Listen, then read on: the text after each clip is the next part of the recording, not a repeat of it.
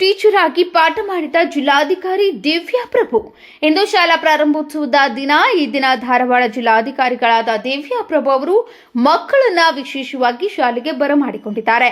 ಶಾಲಾ ಮಕ್ಕಳ ಮೇಲೆ ಪುಷ್ಪಗಳನ್ನ ಹಾಕಿ ಚಾಕ್ಲೇಟ್ ಕೊಡುವ ಮುಖಾಂತರ ಮಕ್ಕಳನ್ನ ಶಾಲೆಗೆ ಬರಮಾಡಿಕೊಂಡ್ರು. ಅನಂತರ ಸ್ವತಃ ಶಿಕ್ಷಕಿಯಾದ ಜಿಲ್ಲಾಧಿಕಾರಿ ದಿವ್ಯಾ ಪ್ರಭು 8ನೇ ತರಗತಿಯ ಇಂಗ್ಲಿಷ್ ಪಾಠವನ್ನ ಬೋಧನೆ ಮಾಡುವ ಮೂಲಕ ಮಕ್ಕಳ ಗಮನ ಸೆಳೆದರು. ಮಕ್ಕಳಿಗೆ ಯಾವ ಭಾಷೆ ಕಠಿಣ ಎನಿಸುತ್ತದೆ ಎಂದು ಕೇಳಿದಾಗ ಇಂಗ್ಲಿಷ್ ಭಾಷೆ ಕಠಿಣವಾಗುತ್ತದೆ ಎಂದು ಮಕ್ಕಳು ಹೇಳಿದರು. ಆಗ ಅದೇ ಭಾಷೆ ಮೇಲೆ ಪಾಠ ಮಾಡಿದ ಜಿಲ್ಲಾಧಿಕಾರಿಗಳು ಇಂಗ್ಲಿಷ್ ಭಾಷೆಯನ್ನ ಕೇವಲ ಒಂದು ವಿಷಯವಾಗಿ ನೋಡಬೇಕು, ಯಾವುದೇ ಭಾಷೆಯಾಗಲಿ ಅದು ತಪ್ಪಾದರೂ ಮಾತನಾಡಲು ಕಲಿಯಬೇಕು ಎಂದು ಮಕ್ಕಳಲ್ಲಿ ಹೊಸ ಉತ್ಸಾಹ ತುಂಬಿದರು. Good morning. ಸೊ ನಿಮಗೆ ನಾನು ಯಾವ ವಿಷಯದ ಬಗ್ಗೆ ಕಲಿಸ್ಬೋದು ಅಂತ,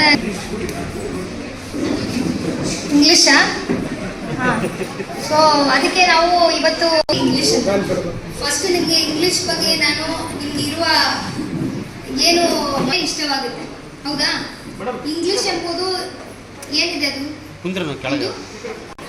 ಕನ್ನಡದಲ್ಲಿ ಮಾತಾಡ್ತೀರಾ ಇಲ್ಲ ಹಿಂದಿನ ಉರ್ದುನಲ್ಲಿ ಮಾತಾಡ್ತೀರಿ? ಕನ್ನಡದಲ್ಲಿ ಮಾತಾಡ್ತೀನಿ. ನೀವು ಮಾತಾಡಬೇಕು. ಯಾಕಂದ್ರೆ ನನ್ನ ಹತ್ರ ನಮ್ಮ ಊರಲ್ಲಿ ಒಬ್ಬ ಡ್ರೈವರ್ ಇದ್ದ. ಅವನೇನು ಓದಿಲ್ಲ, ಅವನೇನೋ ಒಂದು 5ನೇ ತರಗತಿ 10ನೇ ತರಗತಿ ಅಷ್ಟು ಓದಿದ್ರು, ಚೆನ್ನಾಗಿ ಡ್ರೈವಿಂಗ್ ಮಾಡ್ತಾರೆ. ಅವನು ಒಂದು ದಿವಸ ನಾವು ಏನ್ ಮಾಡಿದ್ವಿ, ಒಂದ್ ಕಡೆ ಕರ್ಕೊಂಡು ಹೋಗಿದ್ವಿ. ನಮ್ಮ ಫ್ರೆಂಡ್ ಒಬ್ರು ಇದು ಅಮೆರಿಕನಿಂದ ಒಬ್ಬ ಫ್ರೆಂಡ್ ಬಂದಿದ್ರು. ಸೊ ನಾನು ನಮ್ಮ ಫ್ರೆಂಡು ಕುತ್ಕೊಂಡು ಹೋಗ್ತಾ ಇದ್ವಿ. ಅವ್ರು ಫಾರಿನ್ ಕಂಟ್ರಿಯವರು, ನಮ್ಮ ಊರವರಲ್ಲ, ಆ ಊರವರು.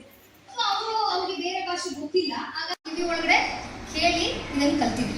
ಸೊ ಇದೇ ರೀತಿಯಲ್ಲಿನೇ ಈ ಲ್ಯಾಂಗ್ವೇಜ್ ಏನಿದೆ ಇದರ ಬಗ್ಗೆ ನಮ್ಗೆ ಹೆದರಿಕೆ. ಇಂಗ್ಲಿಷ್ ಅನ್ನು ಒಂದು ಲ್ಯಾಂಗ್ವೇಜ್ ಆಗಿ ಮಾತ್ರ ನೋಡ್ಬೇಕು.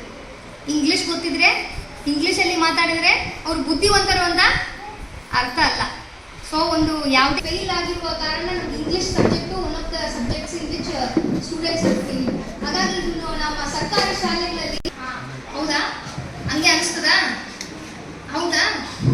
ಸೊ ನನ್ನ ಮಾತೃಭಾಷೆ ಕನ್ನಡ ಇಲ್ಲ. ಸೊ ನಾನು ಬೇರೆ ಭಾಷೆ ಮನೆಯಲ್ಲಿ ಮಾತಾಡ್ತೀನಿ. ಕನ್ನಡ ಯಾವಾಗ ನಾನು ಕಲ್ತಿದ್ದೆ ಗೊತ್ತಾ? ಒಂದು ಇಂದ ಕಲ್ತಿದ್ದೆ. ಈಗ ನಿಮ್ಗೆ ಹಾಗೆ ಅನಿಸ್ತದಾ? ಇಲ್ಲ ಅಲ್ವಾ? ಯಾಕೆ ಹೇಳಿ? ಇದನ್ನು ನಮ್ಗೆ ಹಿಂಗೆ ತಿರ್ತಾರೆ ಮೇಡಮ್, ಹಿಂಗೆ ಇಲ್ಲ ಇದನ್ನು ಹೇಳೋದು, ಹಿಂಗೆ ಮಾಡಬೇಕು ಅಂತ ನಮ್ಗೆ ತಿರ್ತಿ ನಮ್ಗೆ ಹೇಳ್ತಾರೆ. ಅದನ್ನು ನಾವು ಅರ್ಥ ಮಾಡ್ಕೊಂಡು ನೆಕ್ಸ್ಟ್ ಟೈಮ್ ಅದನ್ನು ಚೇಂಜ್ ಮಾಡ್ಕೊಳ್ಬೇಕು ಅಷ್ಟೇ. ಫಸ್ಟ್ ಕೇಳಬೇಕು, ನಮ್ಮ ಕಿವಿ ಒಳಗಡೆ ಕೇಳಿನೇ ನಾವು ಒಂದು ಲ್ಯಾಂಗ್ವೇಜ್ ಡೆವಲಪ್ ಆಗುತ್ತೆ. ಅದೇ ರೀತಿಯಲ್ಲಿ ಮಾತಾಡಬೇಕು, ಓದಬೇಕು.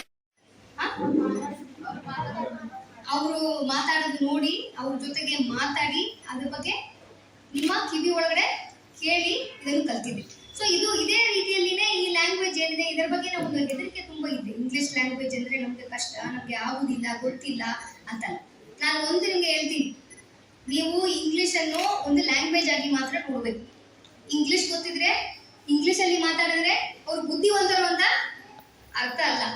ಸೊ ಯಾವುದೇ ಒಂದು ಭಾಷೆಯಲ್ಲಿ ಕಲ್ತಿದ್ರು ಕಲಿಯುವುದೇ ಇಂಪಾರ್ಟೆಂಟ್ ಇದೆ, ಅದರ ಬಗ್ಗೆ ತಿಳ್ಕೊಳ್ಳೋದು ಇಂಪಾರ್ಟೆಂಟ್ ಇದೆ. ಆದ್ರೆ ಅದನ್ನ ಯಾವ ಭಾಷೆಯಲ್ಲಿ ನಾವು ಹೇಳ್ತೀವಿ, ಅದನ್ನು ಕಮ್ಯುನಿಕೇಟ್ ಮಾಡ್ತೀವಿ, ಯಾವುದೋ ಮಾತ್ರ ನಾವು ಯಾವುದೇ ಒಂದು ಲ್ಯಾಂಗ್ವೇಜ್ ಅನ್ನು ಕಲಿಯಕ್ಕಾಗ್ತದೆ. ನಾನು ಕೂಡ ಕನ್ನಡ ಕಲಿಯುವಾಗ ತುಂಬಾ ಹಿಂದೆ ಎಲ್ಲ ನಾನು ಕಲಿತಾಗ ಇಷ್ಟೊಂದು ನಮ್ಗೆ ಸರಳವಾಗಿ ಮಾತಾಡೋದಕ್ಕೆ ಬಂದಿಲ್ಲ. ಬಟ್ ಆದ್ರೆ ತಪ್ಪಾಗಿ ಮಾತಾಡಿದ್ರು ಜನ ಅದನ್ನ ಅರ್ಥ ಮಾಡ್ಕೊಂತಾರೆ. ಯಾಕಂದ್ರೆ ನಮ್ದು ಮಾತೃಭಾಷೆ ಕನ್ನಡ ಅಲ್ಲ, ಹಾಗಾಗಿ ತಪ್ಪಾಗಿ ಮಾಡಿದ್ದಾರೆ ಅಂತ ಯಾರಾದ್ರೂ ಹೇಳಿ ಏನ್ ಮಾಡ್ತಾರೆ, ನಿಮ್ಗೆ ತಿರ್ತಾರೆ. ಮೇಡಮ್ ಹಿಂಗೆ ಇಲ್ಲ ಇದನ್ನು ಹೇಳೋದು, ಹಿಂಗೆ ಮಾಡಬೇಕು ಅಂತ ನಮ್ಗೆ ತಿರ್ತಿ ನಮ್ಗೆ ಹೇಳ್ತಾರೆ. ಅದನ್ನು ನಾವು ಅರ್ಥ ಮಾಡ್ಕೊಂಡು ನೆಕ್ಸ್ಟ್ ಟೈಮ್ ಅದನ್ನು ಚೇಂಜ್ ಮಾಡ್ಕೊಳ್ಬೇಕು ಅಷ್ಟೇ. ಅದಕ್ಕೆ ಯಾವುದೇ ಒಂದು ಲ್ಯಾಂಗ್ವೇಜ್ ಕಲಿಬೇಕಾದ್ರೆ ಫಸ್ಟ್